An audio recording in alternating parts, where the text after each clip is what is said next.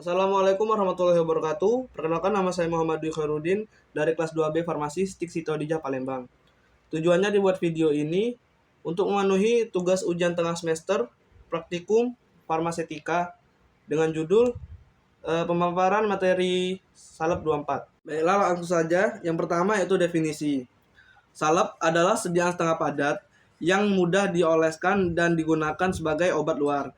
Bahan obatnya harus larut atau terdispersi homogen dalam dasar salep yang cocok. Menurut Farmakopeia edisi 4, salep adalah sediaan setengah padat yang ditunjukkan untuk pemakaian topikal pada kulit atau selaput lendir. Salep tidak boleh berbau tengi kecuali dinyatakan kadar bahan obat dalam salep yang tidak mengandung obat keras atau narkotika adalah 10%. Selanjutnya yaitu fungsi salep. Fungsi salep adalah sebagai bahan pembawa substansi obat untuk pengobatan kulit, bahan pelumas pada kulit dan pelindung kulit, yaitu mencegah kontak permukaan kulit dengan larutan berair.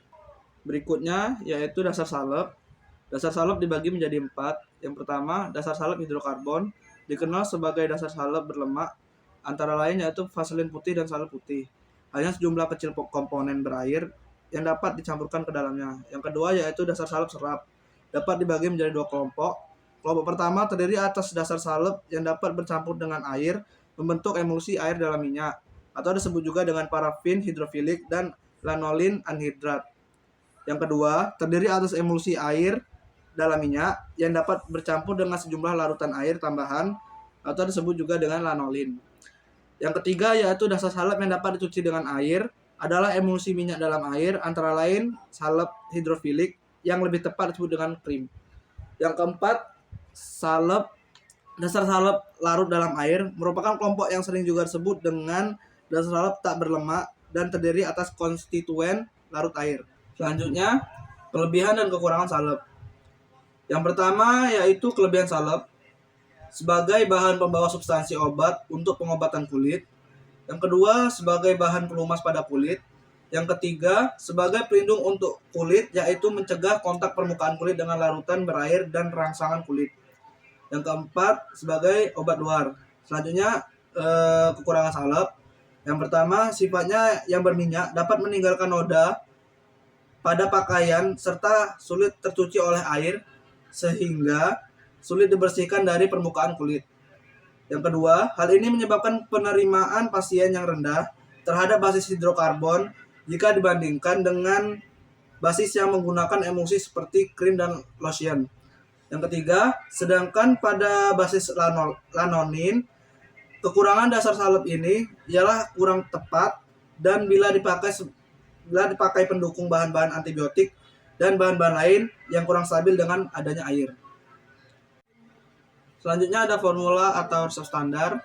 Yang pertama, salep asam salisilat belerang atau asid salisil sulfuris ungentum dapat dilihat di buku Fornas, Formularium Nasional, halaman 13, tahun 1978, edisi ketiga. Yang bahan pertama, asid salisil 0,200 mg, kedua sulfur precipitatum 400 mg, yang ketiga itu ada vaselin album sampai 10 gram.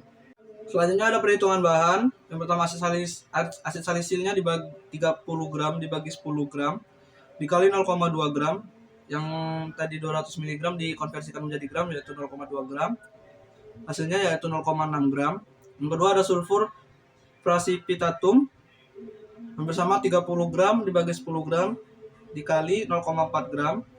Hasil konversi dari 400 mg.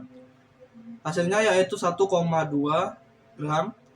Dan vaselin albumnya 30 gram dikurang dari 0,6 dikurang hasil dari 0,6 ditambah 1,2 gram. Dan hasil dari bahan yang ditimbang untuk vaselin album yaitu 28,2 gram.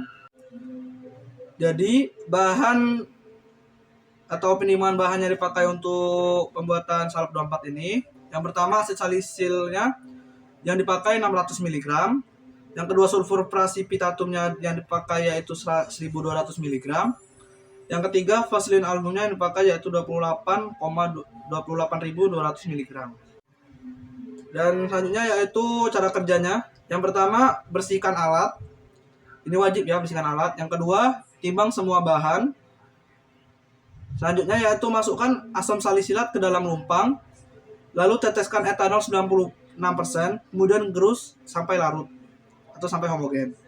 Selanjutnya tambahkan sulfur precipitatumnya dan gerus sampai homogen juga. Selanjutnya tambahkan vaselin album sedikit demi sedikit, gerus sampai homogen. Setelah semua bahan dimasukkan dan sudah homogen, masukkan ke dalam pot salep dan berikan etiket berwarna biru karena ini untuk pemakaian obat luar.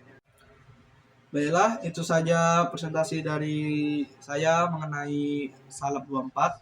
Semoga dapat diterima dengan baik dan mohon maaf jika masih banyak kesalahan. Saya akhiri. Wassalamualaikum warahmatullahi wabarakatuh.